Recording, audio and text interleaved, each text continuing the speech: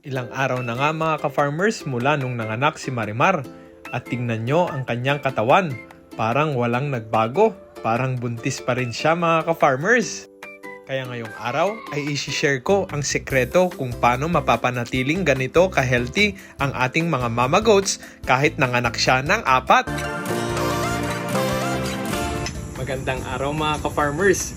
So napakita na pala natin kung ano yung mga vitamins na binibigay natin sa mga bagong anak na bisero.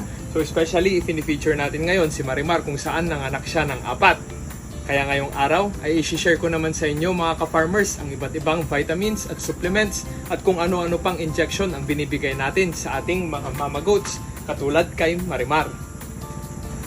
Dito sa farm, after 24 hours manganak ng ating mga mama goats katulad ni Marimar ay nagbibigay na tayo ng iba't ibang vitamins at injections mga ka-farmers. Isa na dito ang vitamin B complex. Bale, ang vitamin B complex na to ay fortified vitamin B complex or mataas yung B1 nito. Nakakatulong ito mga ka-farmers para recover ng mabilis ang ating mga mama goats. Dito sa farm, nagbibigay tayo ng 3 ml ng fortified B complex mula kay Zoe and Zeo sa ating mga mama goats after 24 hours nilang manganak mga ka-farmers. Nakakatulong ito para makarecover agad sila sa kanilang panganganak at mabawasan din ang kanilang stress.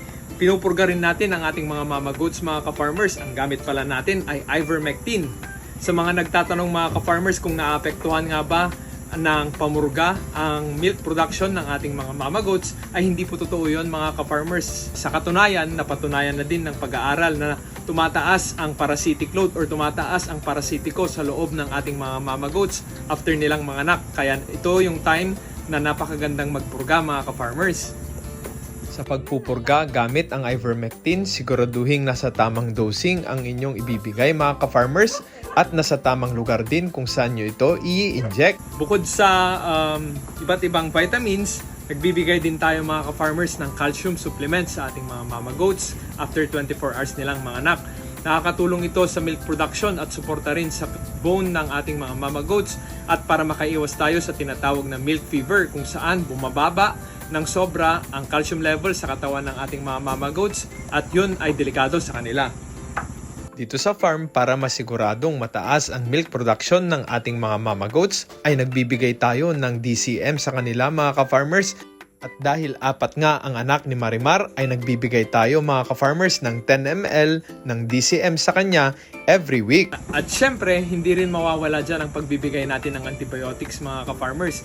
So ang gamit pala natin dito sa farm ay amoxicillin. At dahil 4 nga ang anak ni Marimar, napakahalagang magbigay ng prophylactic na antibiotics sa ating mga mama goats mga ka-farmers. Dito sa farm ay nakasanayan na nating magbigay ng mga antibiotics sa mga bagong anak na kambing mga ka-farmers para makaiwas sa iba't ibang impeksyon katulad ng mastitis, UTI at metritis. Nagbibigay din pala tayo mga ka-farmers ng iron with vitamin B12. Nakakatulong ito mga ka-farmers para mapalitan ang dugong nawala sa kanilang panganganak. Dito sa farm ay nagbibigay lang tayo ng 3 to 5 ml ng iron with B12 mga ka-farmers sa ating mga mama goats. Lahat ng mga injections na ito ay available mga ka-farmers kay Zoe and Zeo. Abangan ninyo mga ka-farmers dahil magkakaroon na rin tayo ng sariling vitamins at supplements dito sa ating farm. Sana ay may bago na naman kayong natutunan sa pag-aalaga ng kambing mga ka-farmers. At kung nagustuhan nyo ang video na to, huwag kalimutang mag-like, share, and follow. Hanggang sa muli mga ka-farmers, paalam!